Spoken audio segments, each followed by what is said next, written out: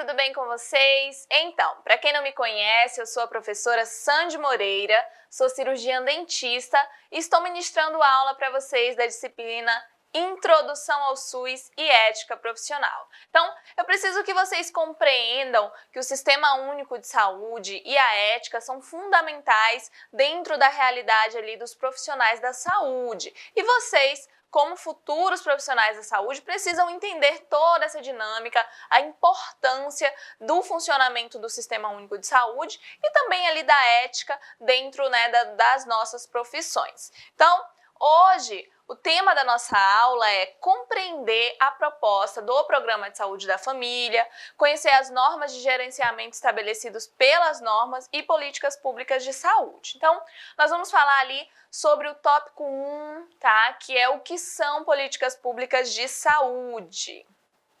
Então, quando a gente fala, de políticas públicas de saúde, nós precisamos pensar que elas são ali diretrizes que servem para nortear ali as ações em determinada área de vida social. Então, o que acontece? O Sistema Único de Saúde, ele foi projetado, ele foi criado para oferecer saúde para a população. Então, desde lá da criação do Sistema Único de Saúde, na Constituição de 1988, que foi colocado a saúde como dever do Estado, e direito de todos. Então, a partir daí, eles vêm criando cada vez mais diretrizes de saúde, políticas públicas de saúde que vão ali, que são, geralmente elas servem para nortear e também como um foco principal ali para cada população que queira ser, que a gestão queira ali atingir. Então,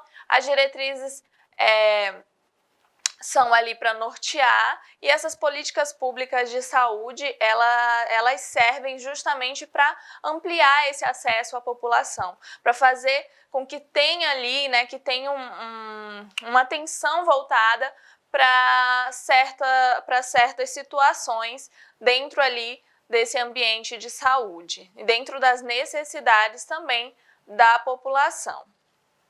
Então, a formulação das políticas públicas de saúde envolve ali uma discussão de vários setores da sociedade. Então, todos estão envolvidos: governo, legisladores, representantes de associações civis e de setores produtivos, resultando aí em um consenso. Então, todos se unem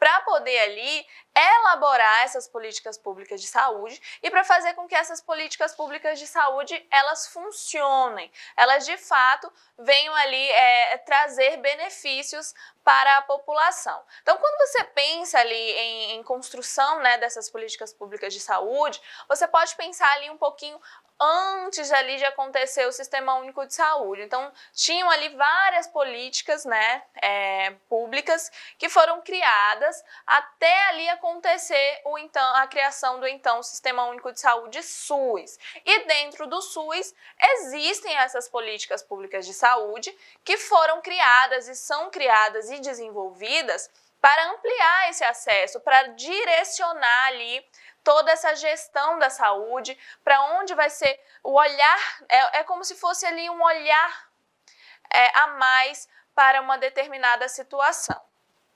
E aí, várias das suas proposições podem ali se tornar leis, tá? Então, várias dessas proposições que são ali criadas, desenvolvidas nessas discussões do governo, legisladores, representantes, todos que estão envolvidos para essa criação, pode acabar se tornando leis, tá? Um bom exemplo, pessoal, é a Política Nacional ali do Idoso. A Política Nacional do Idoso foi criada e ela prevê ações ali que vão desde a assistência à saúde dessa população até, por exemplo, a gratuidade ali do transporte público. Então, professora, eu acho que estou começando a entender. Então, as políticas públicas de saúde, elas são criadas para determinada ali, como eu posso falar, uma determinada faixa etária, por exemplo,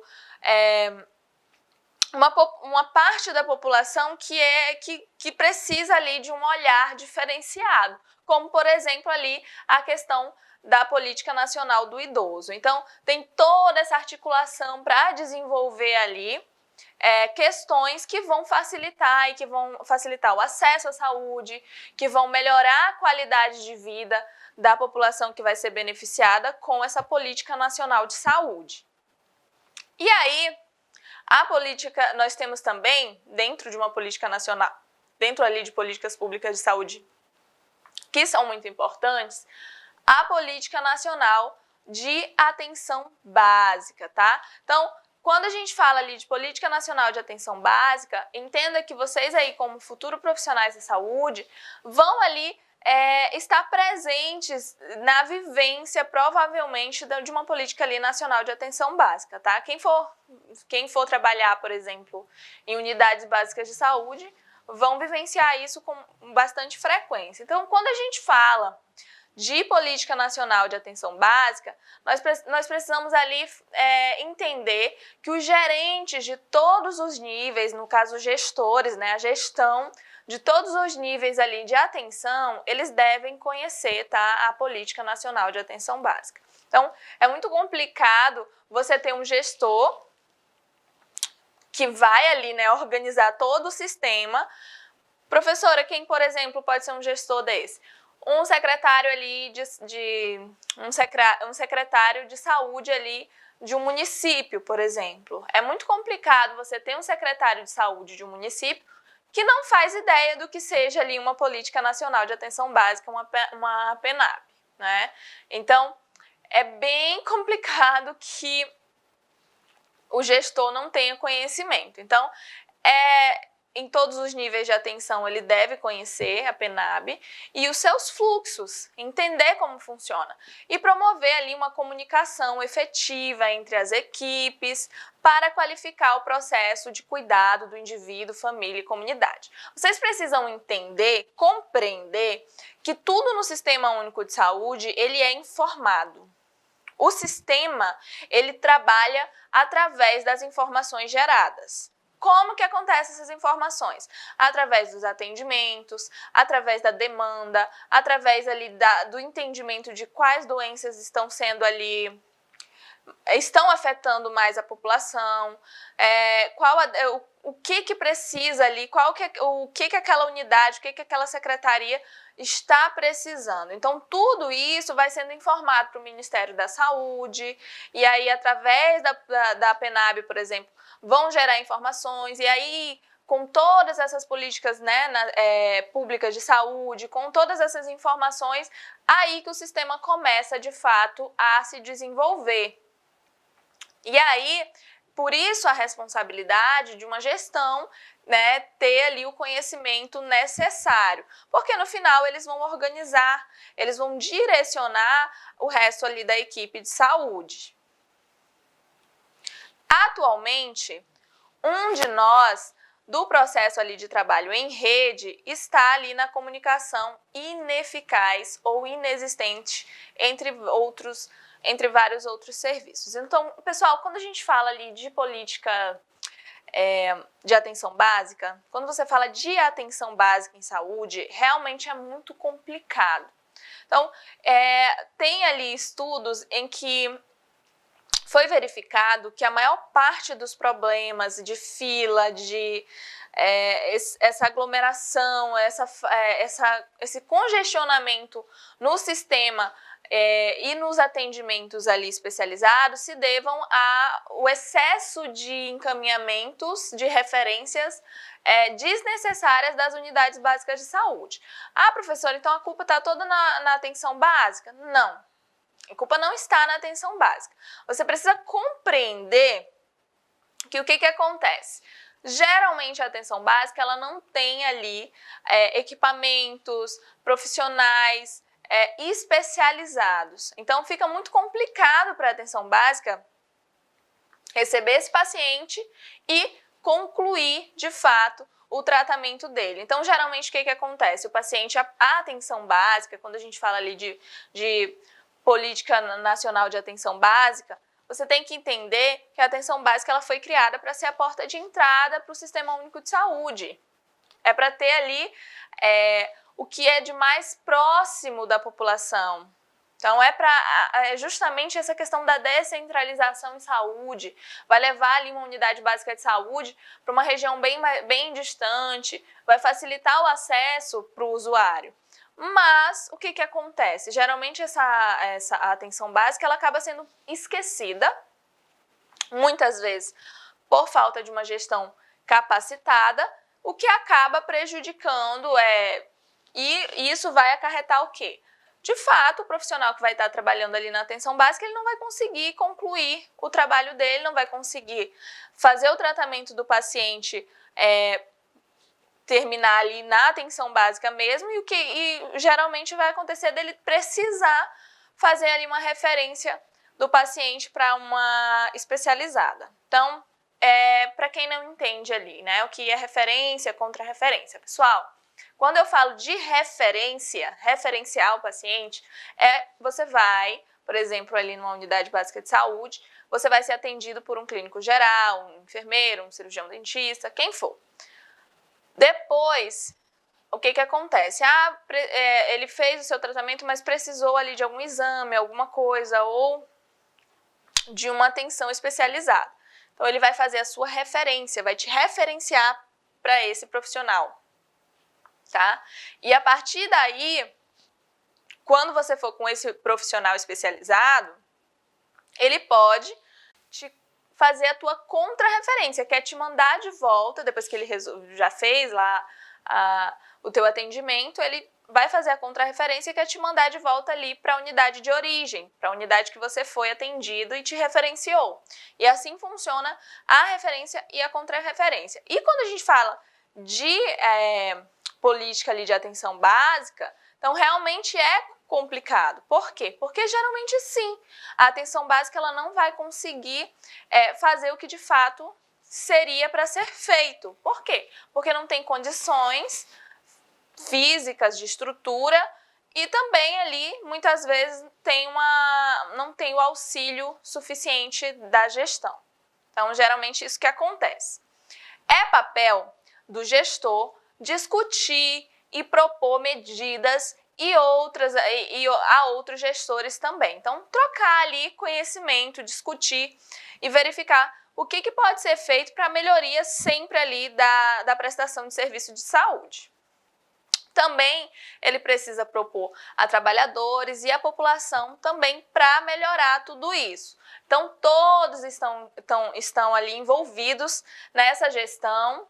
E lembrem-se, gestão, quando a gente fala de gestão no Sistema Único de Saúde, nós falamos de uma gestão ali participativa. Por quê? Porque não vai ser só o gestor, não é? Então, a população faz parte da gestão.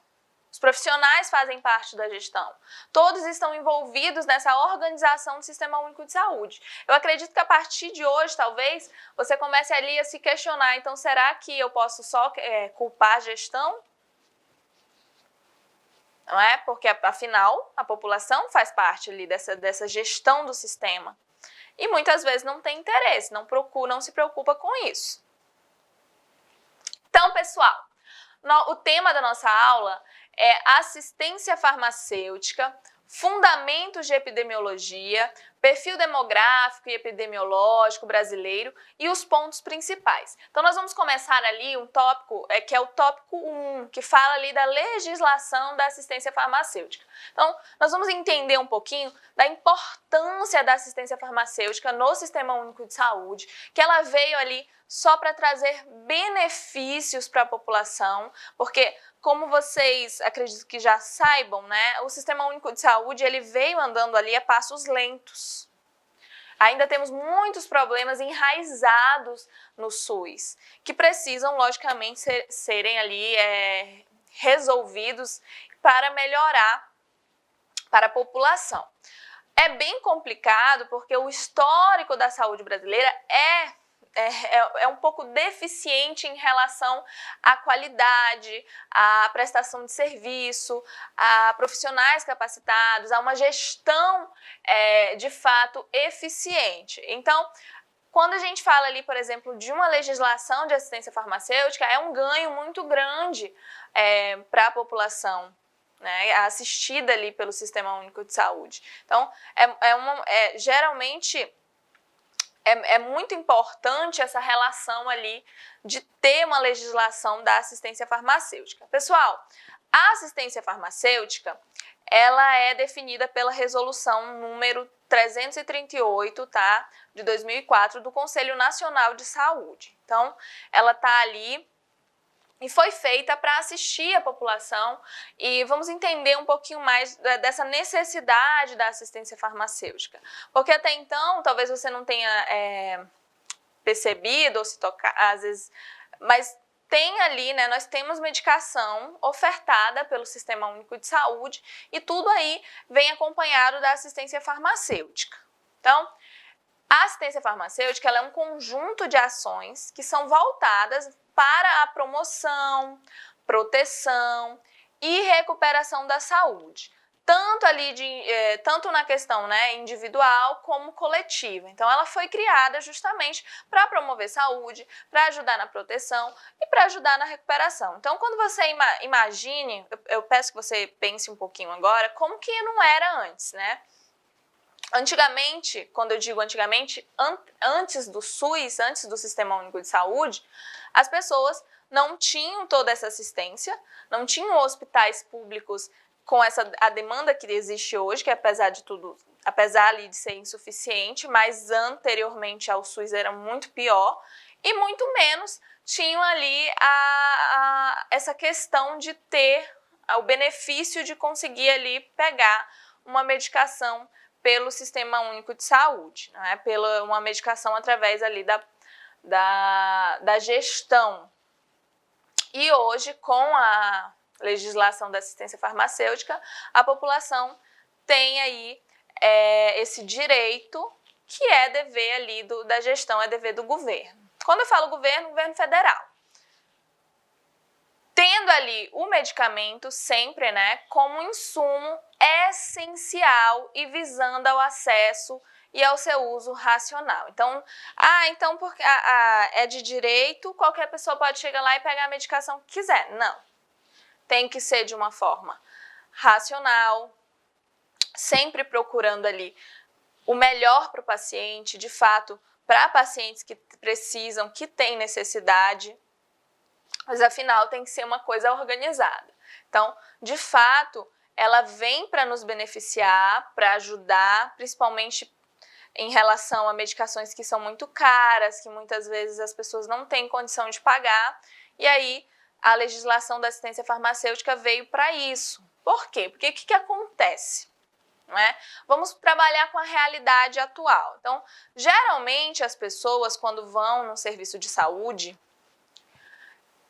geralmente estão com dor, acontece alguma coisa e precisam tomar medicação e continuar ali o seu tratamento em casa. E isso geralmente acontece também através da medicação, tratamento com a medicação.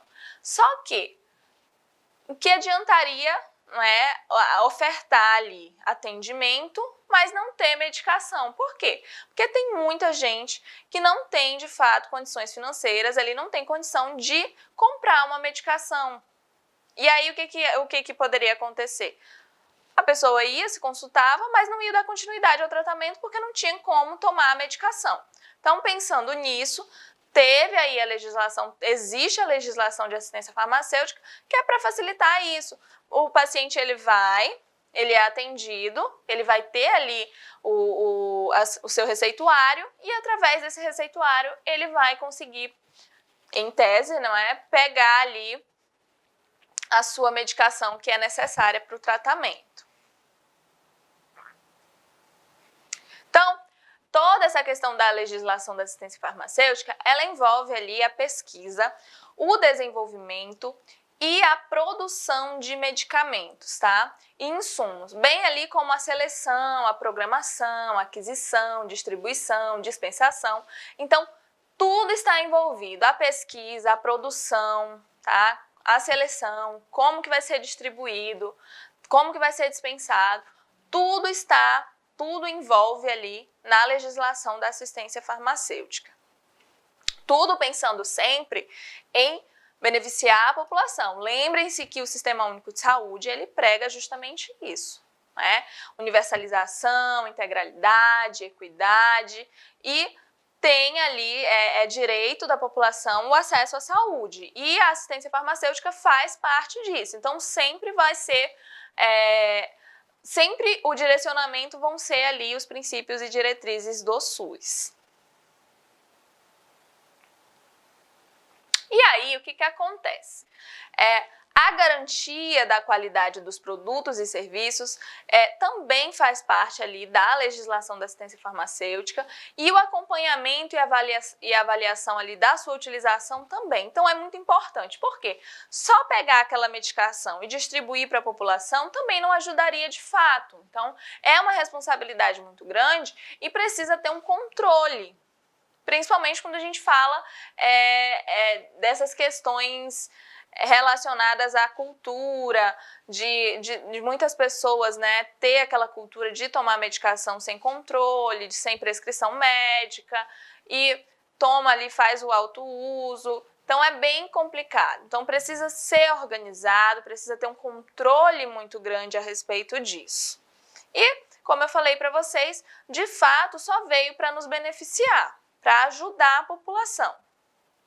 Na perspectiva da obtenção ali de resultados concretos, por exemplo, da melhoria da qualidade de vida da população, então sempre vai ter essa perspectiva de obter resultados positivos. Sempre vai ser a perspectiva de trazer uma melhor qualidade de vida, de fazer uma pessoa que, por exemplo, gente, é muito complicado você pensar em situações que a pessoa ela tá tendo dor e não tem uma medicação, não tem como tomar, ela passa dor, né, sente a dor e não pode ser resolvido. Professora, vai acontecer de chegar a ver alguém sentindo dor porque não tem medicação? Vai. E é muito triste porque infelizmente é a realidade. Eu sempre falo que o Sistema Único de Saúde, ele é muito perfeito, ele é de dar inveja no papel, tá? O que foi escrito, o que está ali o que prega o Sistema Único de Saúde é perfeito. O problema justamente é o que não é feito, porque geralmente não é feito. É muito complicada essa questão da gestão, é muito complicada porque a gente pensa, né, que a gestão não é só colocar a culpa nos gestores, todos fazem parte. Então, todos precisam ter essa iniciativa, ter essa mudança de pensamento. E eu acredito que muito se deve ali ao pensamento da população, de fato. Então, a população geralmente fica conformada com a situação em que vive. Aceita, sofre, aguenta e não reclama. Ou se reclama, não reclama ali, não reclama, mas não faz o que tem que se fazer, que é tomar frente e procurar, de fato, ter conhecimento. E muitas vezes por falta também de acesso. Então, existem situações em que regiões mais afastadas, por exemplo, né, interior, então as pessoas elas não têm o acesso à medicação e aí muitas vezes não têm condições. E é uma situação, quando eu falo em profissionais de saúde, em você se propor a ser um profissional de saúde, você tem que saber e sempre lidar com humanidade com essas pessoas. Sempre tentar entender a realidade. Então, realmente é uma situação muito complicada e é um ganho muito grande você ter ali uma legislação que fale sobre assistência farmacêutica. Essa lista, né, geralmente visa racionalizar ali e padronizar o uso de medicamentos. Como eu falei para vocês, se deixasse essa medicação solta para qualquer um pegar, não daria certo. Então, de fato, o Sistema Único de Saúde ele iria, né, ele não daria conta de suprir. Ainda não dá, né? Se formos sinceros, ele ainda não dá conta de suprir as necessidades da população. E se deixasse solto, sem racionalizar, sem padronizar esse uso desses medicamentos, aí, de fato, acredito que tudo acabaria muito mais rápido. Então, na verdade, faltaria para quem precisa e muitas vezes quem não precisa ia estar com a medicação.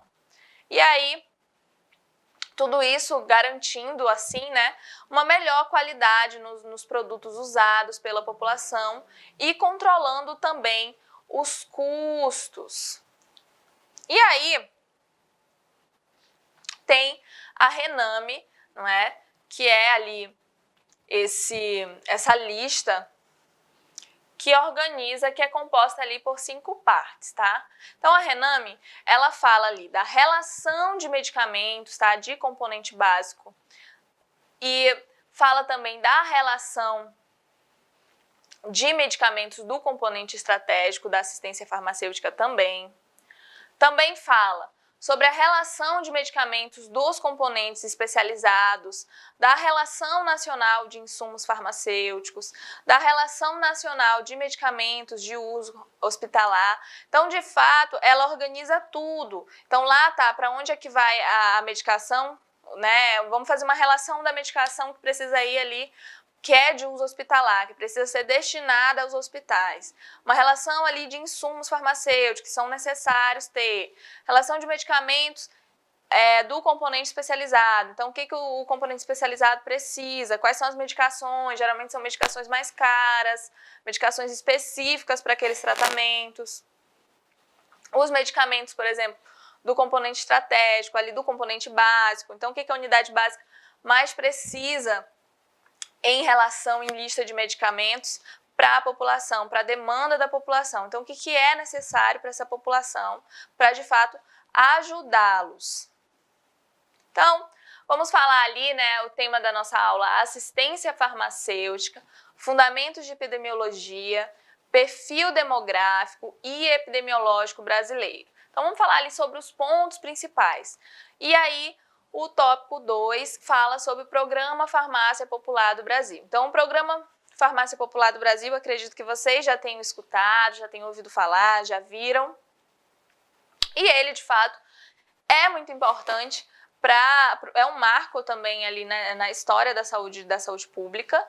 É fundamental para que as pessoas consigam ali ter acesso a certas medicações. Então, o Programa Farmácia Popular do Brasil, ele prevê ali a instalação de farmácias populares em parceria com estados, municípios e algumas instituições, tá? Então, tudo isso é feito com parceria, todos vão se unir para conseguir ali levar essas medicações para a população. Então, o estado pode participar, município, tá? Distrito Federal, toda a gestão que tiver interesse vai participar ali, ter o programa Farmácia Popular.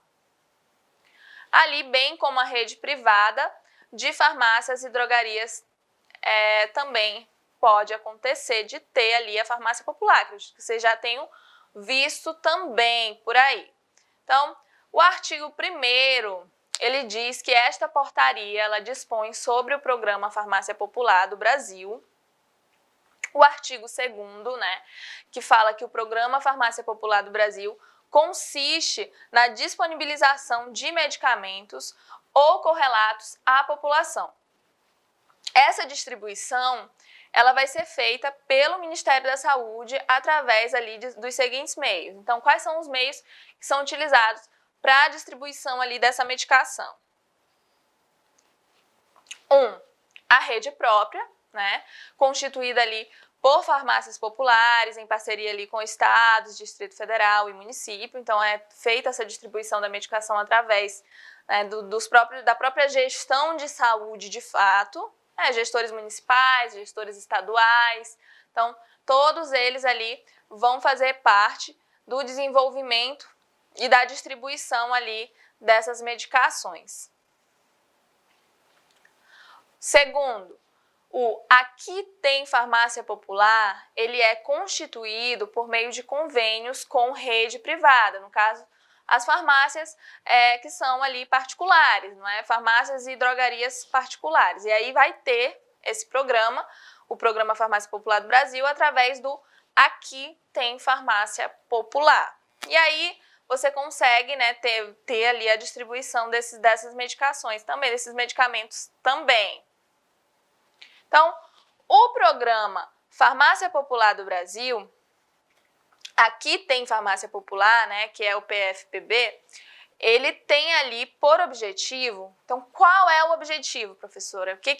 Qual a intenção? Disponibilizar esse medicamento ali para a população por meio ali de uma rede privada de farmácias e drogarias, como eu falei para vocês. Os medicamentos e correlatos previamente ali que são definidos pelo Ministério da Saúde. Então não é qualquer medicação, né, que vai ser disponibilizada. Tem ali, ela é previamente definida e o Ministério da Saúde ele vai entender. Professora, como é que o Ministério da Saúde vai saber o que é que precisa ou não precisa distribuir para a população? Através da informação que é levada ali pelos gestores locais, por exemplo. Então, daí a importância de toda a informação. Eu acredito que algum de vocês já tenha ido ali algum hospital, unidade básica de saúde do Sistema Único de Saúde, do SUS, que pediu para vocês ali o cartão do SUS, não é?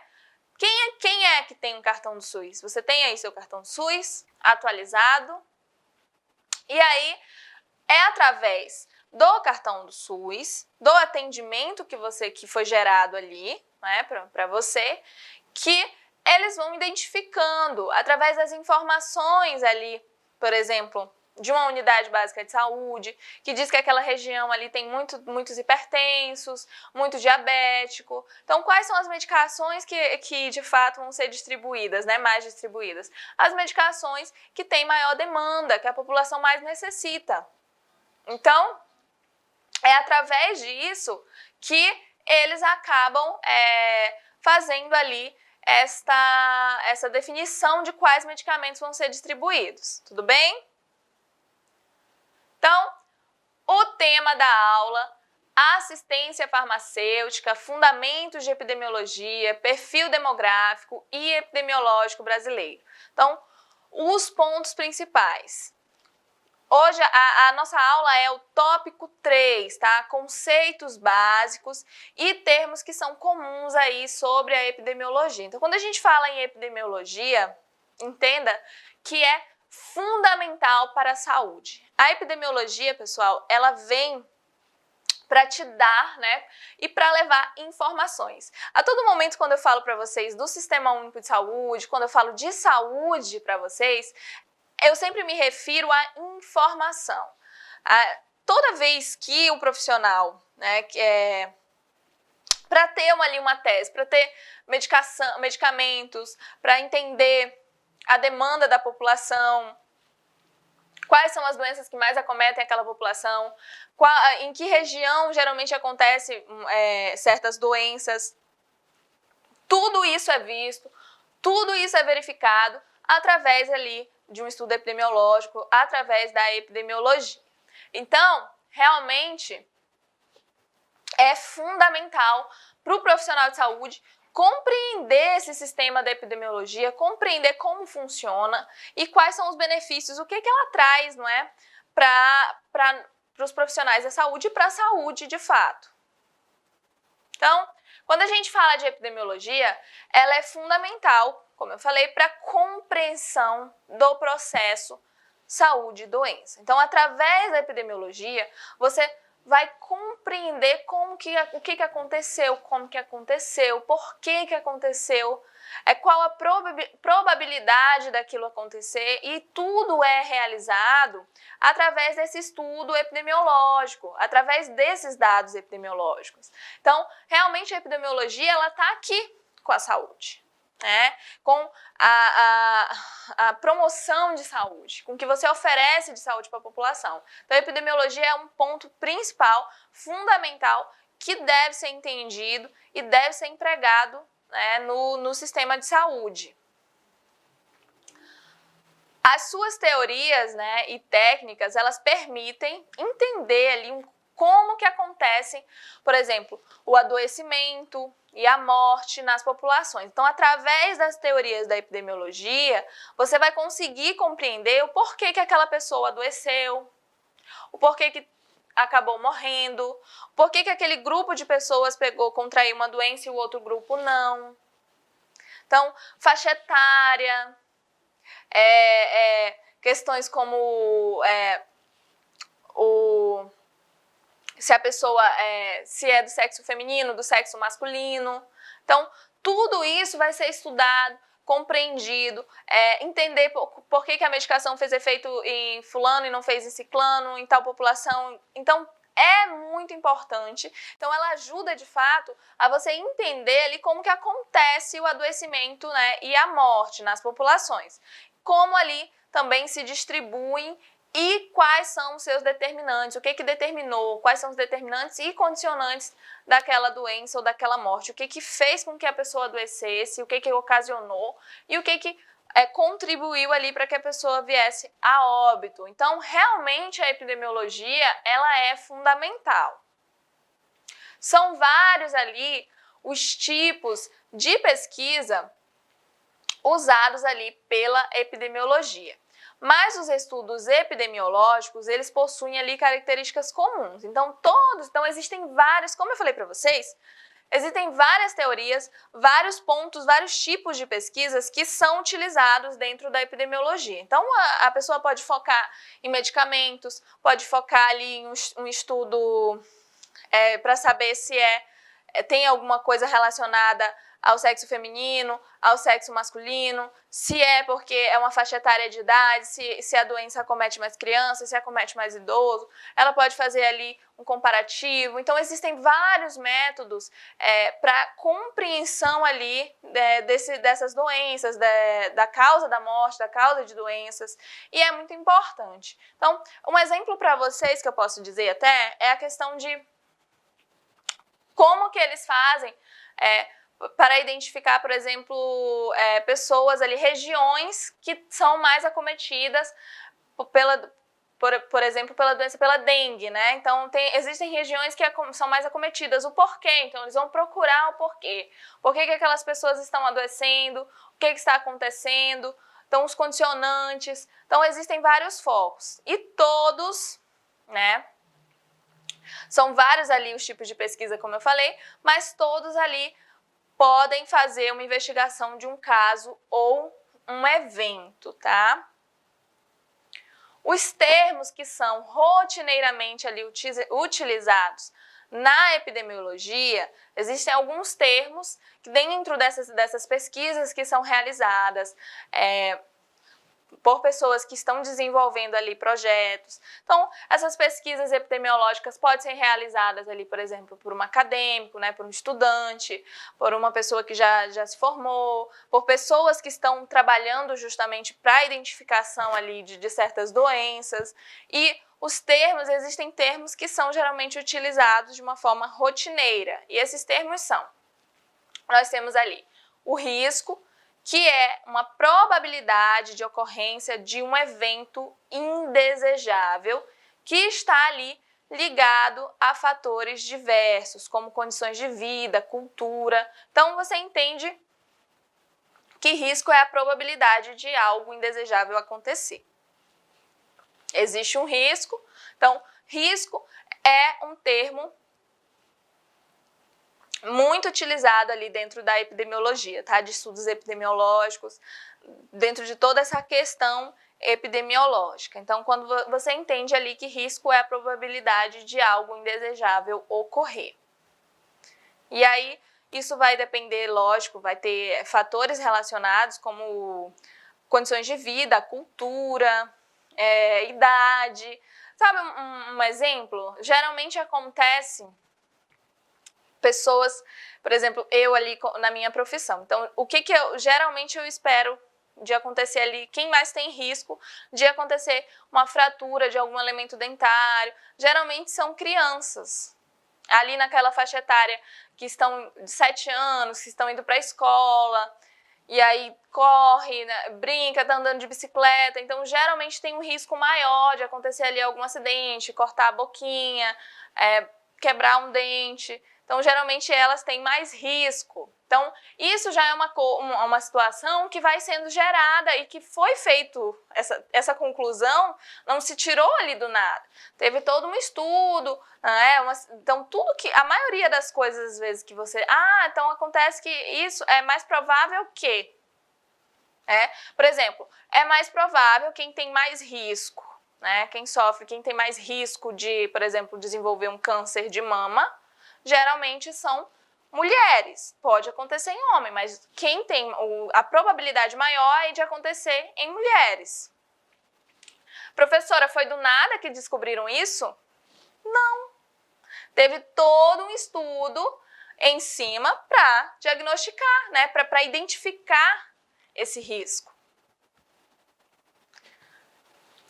Tem outro termo que também ali é muito utilizado dentro ali desses termos de epidemiologia, é a magnitude. Magnitude significa ali impacto de uma doença, tá? O impacto que essa doença tomou, a magnitude dela na população.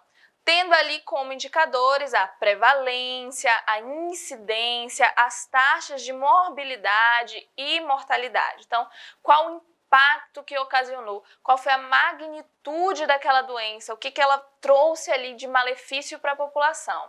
Quantas mortes, nossa, morreram muito, foi uma magnitude, não é? Foi um impacto, causou um grande impacto, foram muitas mortes que essa doença ocasionou. Então, a magnitude é um termo que também é muito utilizado ali na epidemiologia. Outro termo que é muito utilizado é a transcendência, tá? Transcendência, pessoal, significa ali custo pessoal e social do adoecimento, tá? Pode ser ali medida, por exemplo, a partir de dados sobre a aposentadoria precoce por invalidez. Então, qual a transcendência disso? O que geralmente acontece? Então, quais são esses dados sobre a aposentadoria, por exemplo, precoce? Então, o que acontece? A pessoa, provavelmente a probabilidade de se aposentar é quando estiver mais velho, mas tem essa transcendência que ocorre e a pessoa pode ali ter uma aposentadoria precoce por invalidez.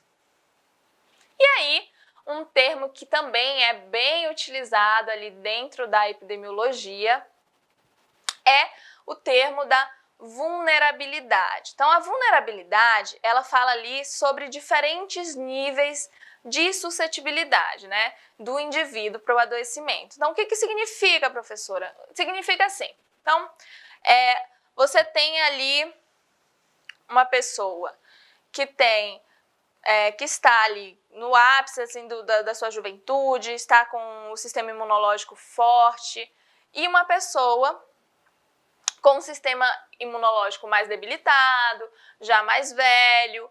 Então, quem é mais vulnerável dos dois? No caso, vai ser a pessoa mais velha, que tem um sistema imunológico mais debilitado, então geralmente essa pessoa vai ser mais vulnerável, né? Vai ser um indivíduo mais vulnerável para poder ali, mais suscetível a adoecer. Não estou falando que pessoas mais velhas são mais suscetíveis, estou falando da questão do sistema imunológico, tá? Tem pessoas novas que também são muito suscetíveis por causa ali, por exemplo, de ter uma deficiência no sistema imunológico. Então, de fato, é a questão só para um comparativo.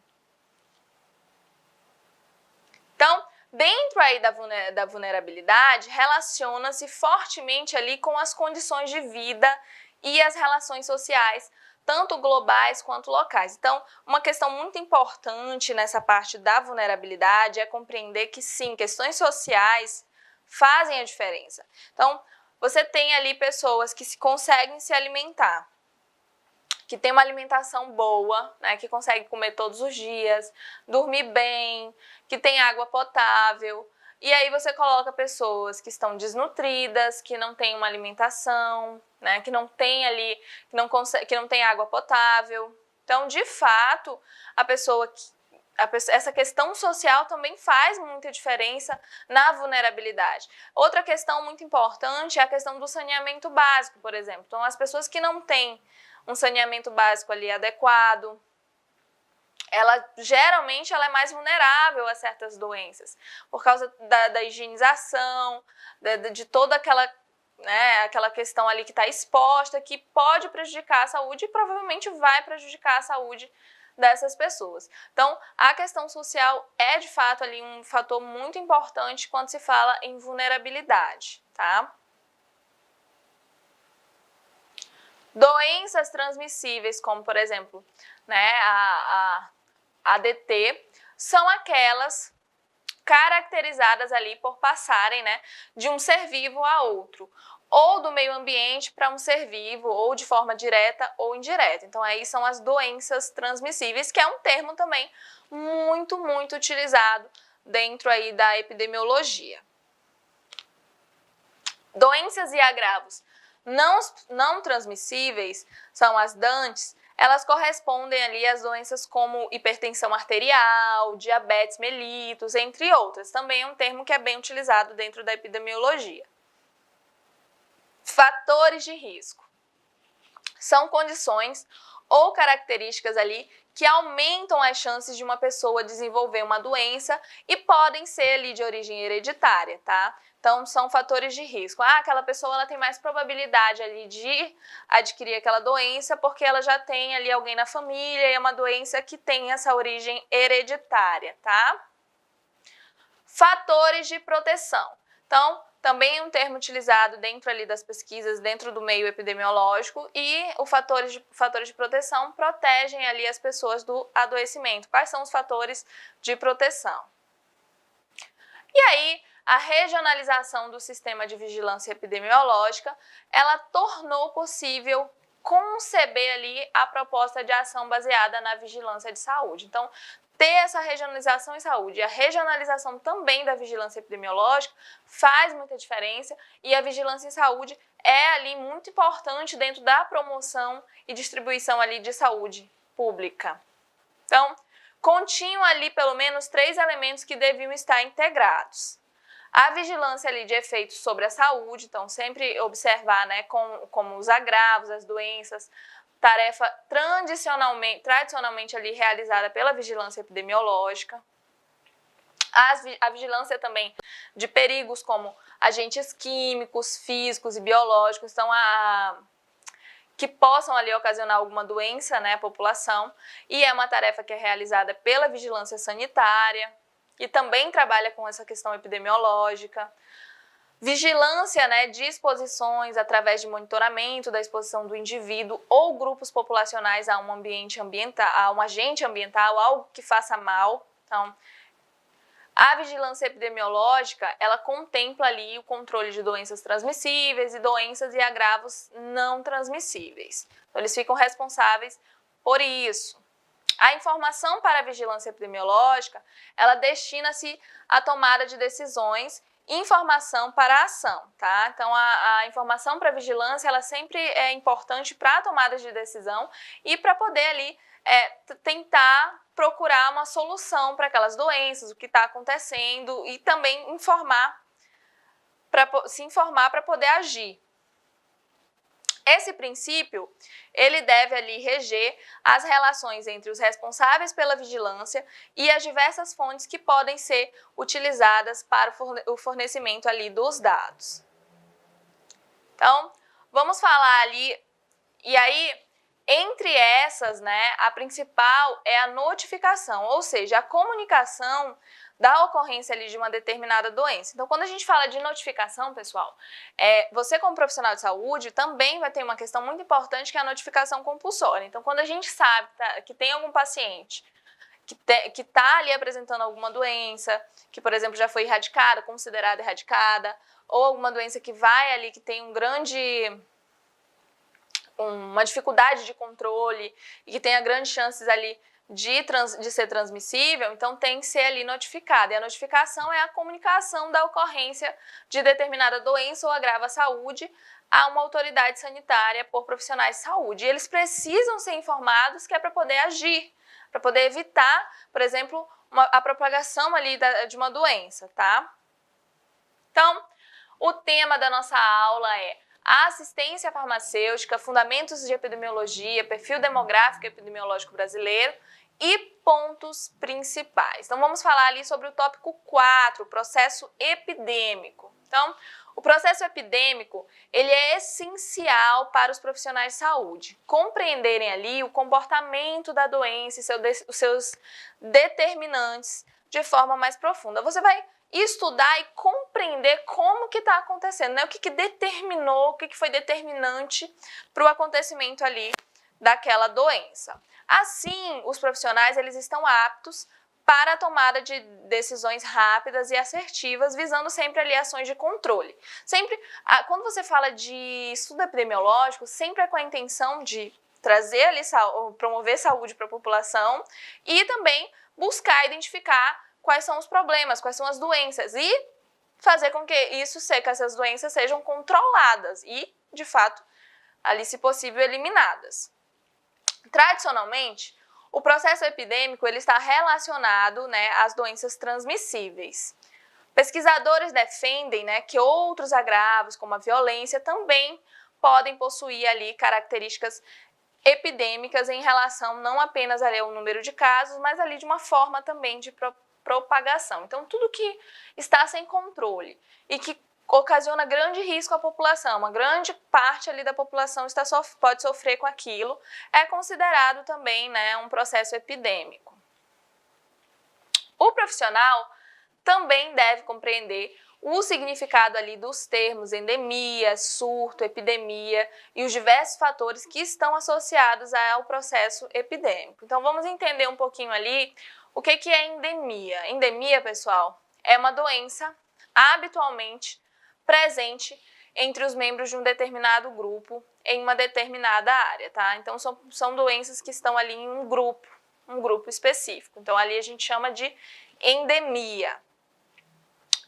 Um exemplo ali de uma doença endêmica são, por exemplo, a malária, que é característica ali da região, né, das regiões de florestas úmidas, nas regiões norte e nordeste do país. Então, geralmente, aí é um processo endêmico, né? A gente sabe que é uma área endêmica da malária, que tem predisposição de ter ali casos de malária. Epidemias. Epidemia significa ali aumento inesperado na incidência de casos em relação a períodos anteriores, tá? Então, quando tem uma epidemia, significa que teve ali um aumento inesperado de doenças.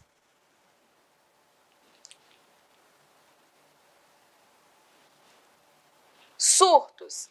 Surto significa aparecimento de casos inesperados em espaços circunscritos como escolas, creches, né, quartéis, regiões em que tem ali um grupo de pessoas muito próximos e acaba tendo um surto de alguma doença, tá?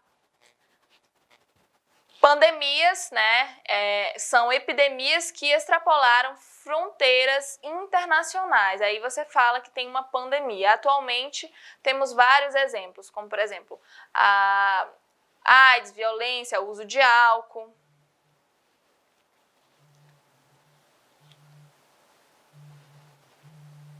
E aí, vamos falar sobre a assistência farmacêutica, fundamentos de epidemiologia, perfil demográfico e epidemiológico brasileiro. Aí os pontos principais. O tópico da nossa aula é o tópico 5, desenvolvimento social e econômico. Então, o desenvolvimento social e econômico é fundamental ali quando a gente fala em saúde. Em relação à distribuição de riquezas no país, ele segue a mesma lógica ali da densidade populacional, tá? Então, quando você tem uma cidade que tem uma densidade populacional, a relação da distribuição ali da riqueza vai seguir a mesma lógica, sendo ali as regiões mais empobrecidas, a região Nordeste e Norte, que apresentam um índice de desenvolvimento humano, né, muito baixo e bem mais baixo que as outras regiões do país. O Sistema Único de Saúde ele é considerado uma política social de maior abrangência no país e ele atende ali 90% da população brasileira. Em muitos locais, os serviços de saúde eles são os únicos equipamentos públicos à disposição ali da população e representam os principais articuladores ali da rede de apoio. Então, vou falar para vocês ali né, sobre a assistência farmacêutica, fundamentos epidemiológicos. O tópico da nossa aula é o tópico 6, perfil de morbimortalidade. Então, o perfil de adoecimento e mortalidade, ele mudou nos últimos 40 anos, tá? Sendo ali as doenças crônicas degenerativas as de maior prevalência na atualidade. Então, quando a gente fala ali de mortalidade, morbimortalidade, esse perfil mudou e geralmente as doenças que estão ali, né, sendo mais vistas são as crônico-degenerativas. Essa mudança ela se deve ao fato de o modo de vida da população ter se alterado, então por fatores ali diversos, como por exemplo a melhoria da economia, né, que possibilitou ali um maior acesso à alimentação, uma alimentação mais saudável de fato. O modo ali de trabalho que se tornou mais leve também, então hoje as pessoas geralmente têm menos esforço físico no ambiente de trabalho e em virtude dos avanços, né, ali da automação industrial também facilitou isso. Só que, para alguns aspectos, essa mudança ela foi extremamente positiva, mas para outros trouxe novos fatores de risco, como por exemplo a obesidade, o sedentarismo. Os dados de morbidade, eles são obtidos mediante notificação, tá, de casos de surtos, de produção de serviços ambulatoriais e hospitalares. Os dados de morbidade, eles são feitos com investigação epidemiológica, busca ativa de casos, estudos e amostras, e inquéritos e outros.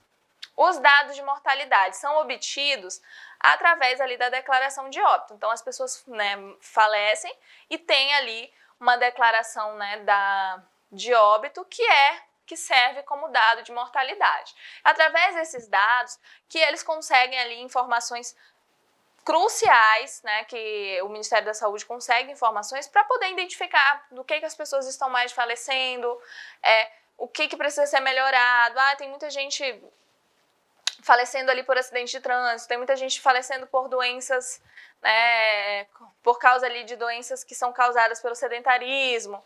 Então, todos esses dados ajudam na promoção de saúde, porque através deles, através dessa identificação dos problemas, é que se procuram as soluções. Então, tudo que é informado é muito importante dentro aí do Sistema Único de Saúde. Então, entenda que os dados epidemiológicos, perfil de morbimortalidade, tudo é dado, né? Tudo para ser organizado, para tentar melhorar, porque através dos problemas identificados é que vão se procurar soluções. E aí, todos esses dados servem para isso, para ajudar no desenvolvimento, no melhor desenvolvimento do trabalho. E procurar, olha, está acontecendo isso, precisa ser solucionado. Então, é através dessas informações que vão dando andamento, vão procurando melhorias ali para o Sistema Único de Saúde. Então, pessoal, hoje eu vou ficando por aqui. Espero que vocês tenham entendido ali todo o conteúdo, espero que eu tenha sido o mais clara possível. Um beijão e tchau, tchau!